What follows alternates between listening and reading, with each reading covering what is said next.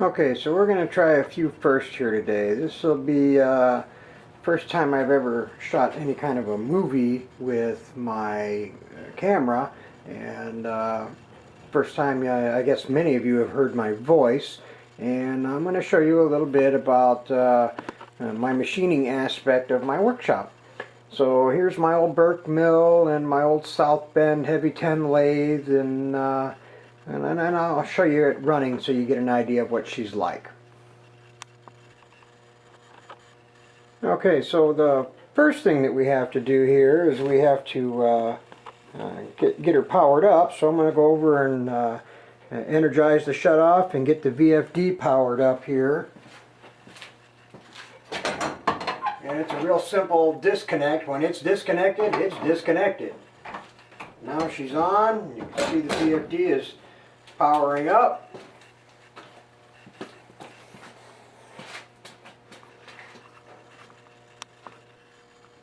And so here's the old South Bend, and I'll show you her running just to get an idea. I spent a lot of time restoring this lathe. It probably took me about a year in my spare time to get it restored. When I bought it, it was in really rough shape. Many parts were missing, many parts were damaged, but all in all, it came out really well. I'm very happy with this lathe. She's such a joy to run. Everything just works as it should. I'm going to show you. I made a serpentine belt here for it rather than using the original leather belt, and I don't have to keep much tension on this belt at all, and it never slips. It runs very quiet. And let me see if I can find where the splice is. There's the splice that I made, and it's just a braided steel wire, and I put a little drop of solder on it to hold it together, and it does not show any signs of wanting to pull apart, and it runs very quiet. As you can see here, I'll turn it on, and it makes no noise. She runs very smooth. There is no end play in the spindle at all. So the only thing that does make a little noise, and I'll show you here in a minute, is when I engage the gears, you're going to hear a lot of gear noise. And I've quieted it down the best that I could, and I guess I'm happy with it. It works as it should. Could it be a little quieter? Sure it could, but this lathe is a 1949. She's 70 years old, and yes, some of the parts may have a little bit of wear. So here's what she sounds like with all the gears engaged, and it's not horrible. It's right now she's running pretty fast. I can change the gears, and they recommend you don't do this, change it while it's running, but I can do it by feel, and she drops right into gear. I don't have any issues with it at all. Right now it's running in forward. So if I shut her off,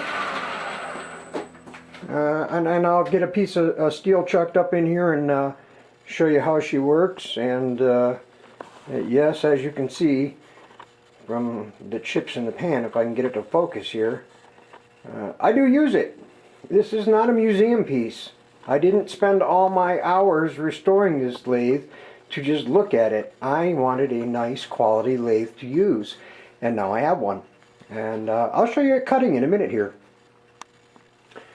Okay, so this is what I use this mostly for.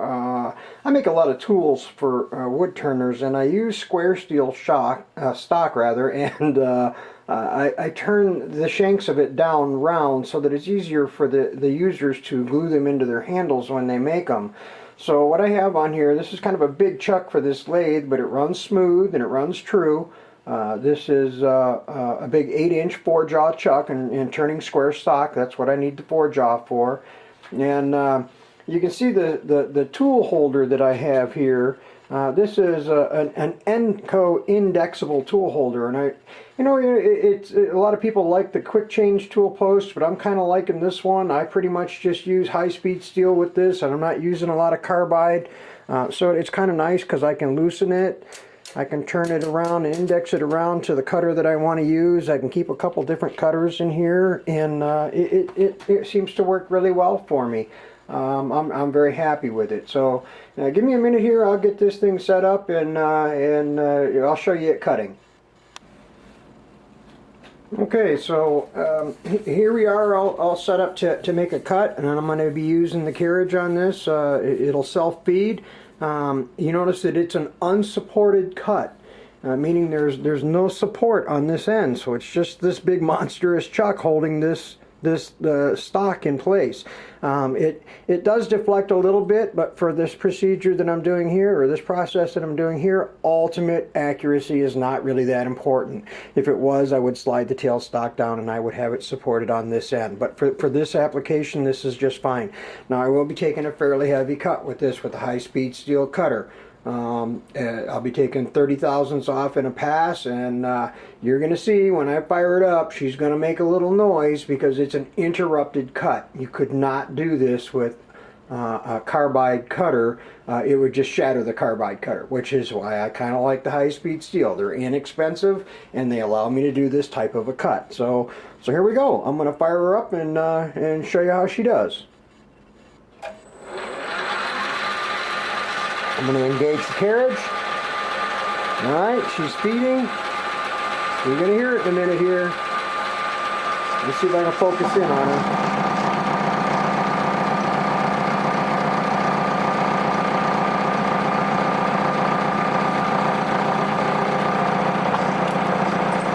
Oh, excuse me, bumping the camera. I like to use a little Tap Magic as cutting oil. Head out of the way.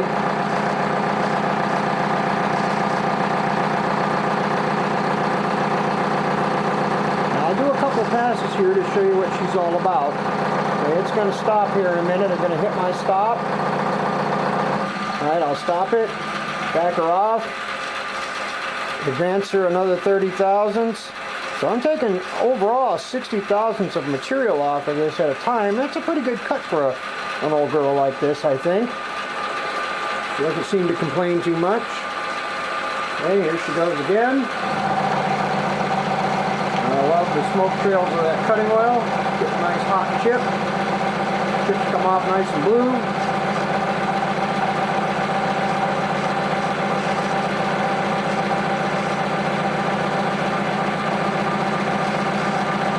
And I'm going to shut this off and I'm going to try to get this set up for the next pass for a shot from above. Okay, I'm going to have to kind of hold this camera. This is really hard for me to get this thing over the top of this. So you can see that she's kind of starting to take shape. She's starting to become round. So here we go. We're going to make another pass.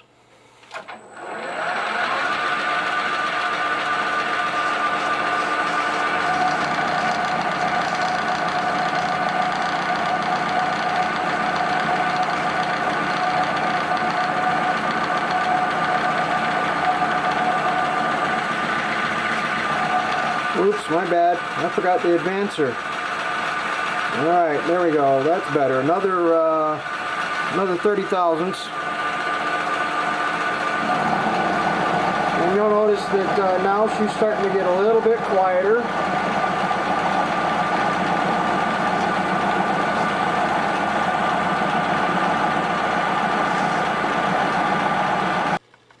Okay, we're back. So on the last pass, the batteries went dead on the camera. So that's what's kind of cool about this camera is it just takes AA. So I just pop the batteries out, put some fresh ones in, and we're good to go. So I've completed the last cut. I've made 3 passes now at 30 thousandths per pass, and I'm going to take one more pass here at 8 thousandths, and I've slowed the feed down a little bit. You can see it's starting to take shape. It's starting to get round.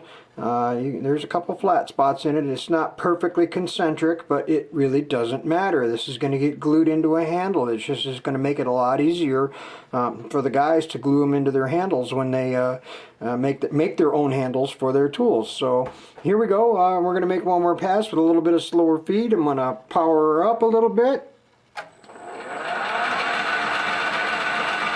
Engage the feed, and you're going to see her start making chips here in a minute. I'm going to put a little lube on it.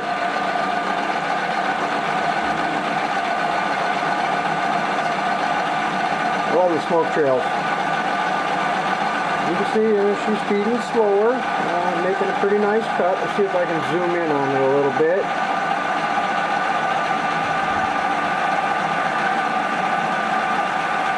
The camera wants to focus on everything but the spinning part, so I don't know if I'm going to be able to do that.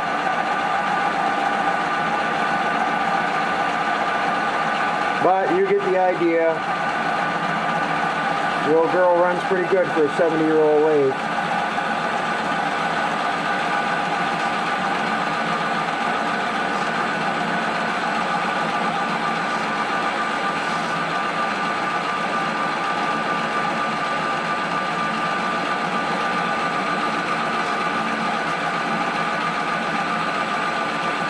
Yeah, she's almost at the end of her cut. She's going to hit the stop in a minute. Disengage the clutch. Back her off a little. Crank her out of the way. And let's see if I can show you what that looks like. I mean, it's not perfect. I mean, this is not a real super high grade steel. It's a high carbon steel, but you know, it is what it is. For me, it works just fine. Alright.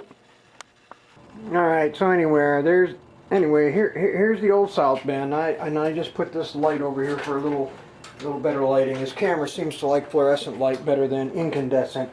You can, like I say, you can see that I use her, and I use her heavy. You know, look at the pile of chips in the bottom of the pan. She's well oiled and being used the way she's supposed to, and I'm real happy with the old girl. It's a joy to use. Alright folks, I'll talk to you later. Have a great day.